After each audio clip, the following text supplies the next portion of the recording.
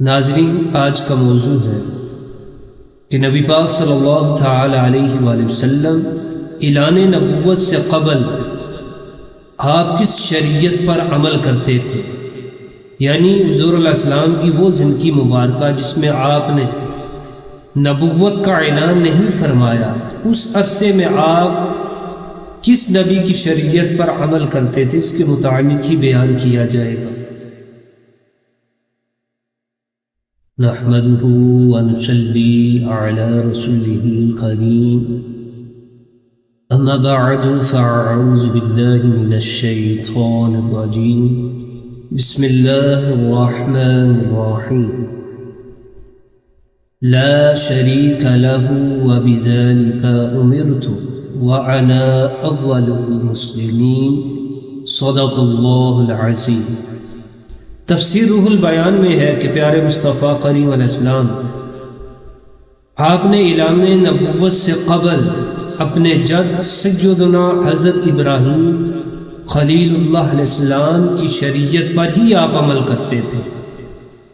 اور جب اللہ تعالیٰ نے آپ کو نبوت اور رسالت عطا فرمائی تو پھر حضور علیہ السلام نے دین اسلام کی ہی تبلیغ فرمائی۔ شیخ اکبر قدس سرہ فرماتے ہیں کہ اسی طرح جب ولی کامل شریعت محمدیہ صلی اللہ تعالی علیہ وآلہ وسلم پر عمل کرتا ہے تو اللہ تعالیٰ اس کے سینے کو کھول دیتا ہے، پھر اللہ تعالیٰ اس کے دل میں قرآن کے معانی اور اسرار و رموز القاء فرماتا ہے۔ جی اللہ تعالیٰ کا اس پر اس قدر کرم ہوتا ہے، اس وجہ سے شریعت محمدیہ پر عمل کرنے کی وجہ سے، اور پھر اللہ تعالیٰ اپنی مخلوق کی ہدایت کے لیے اسے چن لیتا ہے، اسے خاص کر لیتا ہے، یعنی اللہ تعالیٰ کی مخلوق کی ہدایت کا وہ ذریعہ بن جاتا ہے کہ جس طرح اللہ تعالیٰ نے اپنے پیارے حبیب کو منصب نبوت و رسالت عطا فرمایا کہ اللہ تعالیٰ نے آقا کریم علیہ السلام سے لوگوں کی رشد و ہدایت کا کام لیا، تو پھر اللہ تعالیٰ ایک ولی کامل جو شریعت پر عمل کرتا ہے تو اللہ تعالیٰ اس سے بھی لوگوں کی ہدایت کا کام لیتا ہے۔ یعنی شیخ اکبر قدس سرہ کے اس کلام کا محمل یہ ہے کہ جو مسلمان احکام شریعہ پر عمل کرتا ہے، جس کا اسے علم ہوتا ہے، تو پھر اللہ تعالیٰ اس کے سینے میں انوار معرفت ڈال دیتا ہے، اور اس کی تائید اس حدیث مبارکہ سے ہوتی ہے۔ انس بن مالک فرماتے ہیں آقا کریم علیہ السلام نے فرمایا کہ جو شخص ان احکام شریعہ پر عمل کرتا ہے جس کو اس کا علم ہوتا ہے، یعنی جن احکام کا اس کا علم ہوتا ہے اس پر وہ جب وہ عمل کرتا ہے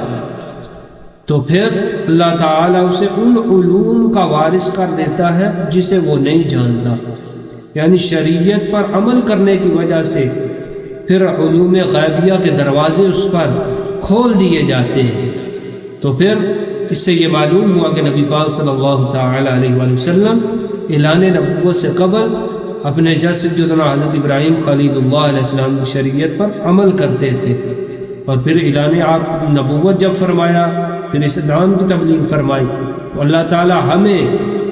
جو اسلام ہے، دین اسلام، اللہ تعالیٰ اس پر عمل پیرا ہونے کی توفیق عطا فرمائے۔